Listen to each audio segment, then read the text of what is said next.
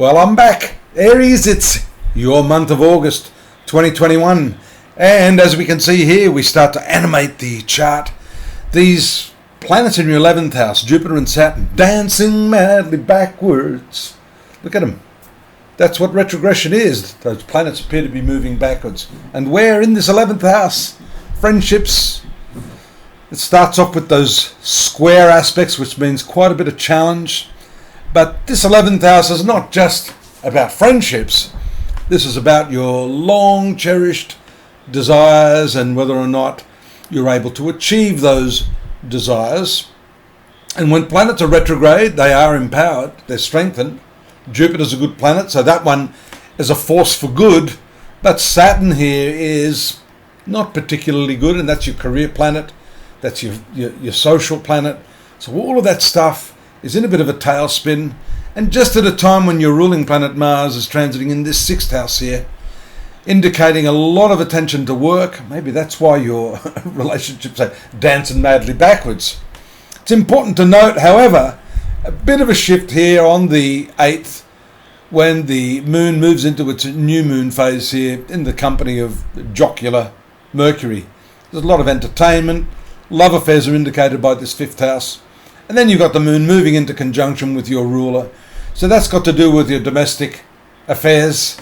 It's got to do with service, serving your family, which is the moon, and serving your significant other, which is Venus, ruling your 7th house here. Both of these planets, normally a passionate combination, but subservient to the notion of selfless service under this planetary transit. Mercury moves into this area around the 12th.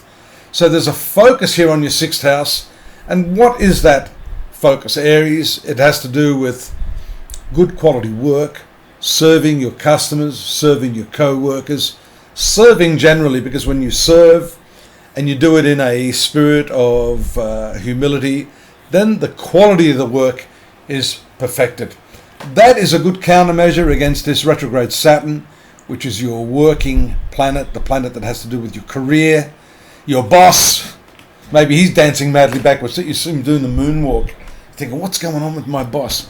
That can throw a spanner in the works in terms of your relationship. But we see here around the 18th, Venus moving to your 7th house, which is lovely. That gives you the opportunity to really bedazzle everyone around you. Bedazzle, bedazzle. I just saw Bewitched in my mind. I don't know whether you saw that 1960s show. You know, she used to perform magic. Well, the Venus in the 7th is a little magical. And you see here, notwithstanding this conjunction of the moon with Saturn in the 11th house, which can make you feel pretty down about your friendships, maybe not feeling so reciprocated in your social context. The Venus in the 7th is good for your relationship generally, and also for your connection with friends, networking, and that sort of thing. Sun also moves into the 6th house to basically play a bit of a tag relay with Venus, which has moved out of the 6th. You've still got that dominant theme there of selfless service, but the 6th house also has quite a bit to do with the notion of health, well-being, vitality, that sort of thing. It's your day-to-day routine and the way you eat, your dietary methodology. Look at the Mercury opposite Neptune here. You may be confused about elements of your work, some of the people that you work with, what you're eating, how that's affecting your mentality and your performance. So all very, very good food for the wisdom sandwich, right?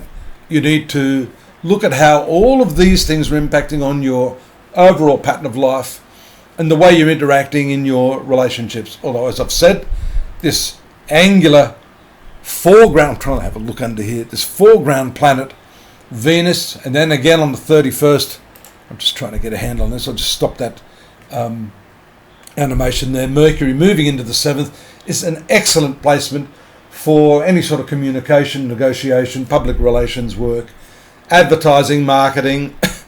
Mercury, however, is also the ruler of this 6th house. So it's as if you can't quite escape this theme this month. I'm going to make a note of it so that I remember it when I write the heading for you, which is Service with a smile. Isn't that right? Customer is always right. Aries, service. That's the theme this month. Serving co-workers, clients, and the ones you love to give you the best possible outcome this month. The month ends with some of those really hard aspects that you can see here. Again, the moon triggering this similar sort of aspect you had at the beginning of the month. The right angle which challenges you. You got the Mars there, your ruler, which can make you a little bit antagonistic. You want things done yesterday and everyone's dragging their feet, so that can piss you off quite a bit. But overall, to finish the month off with that Mercury and Venus in the 7th house is lucky. You're just going to have to grin and bear the retrograde, dancing madly backwards.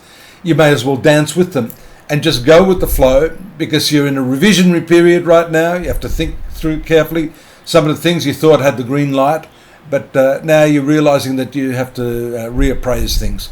But that's all good. Once you've done that, you will be in a better position to move forward, and I'm going to tell you about that next month when you join me again here. In the meantime, don't forget to stop off at astrology.com.au. We've got more there for you on the dailies, the weeklies and the yearlies, and you can always drop me a line if you need some clarification. Don't forget to subscribe, and I'll see you here next month. Bye-bye.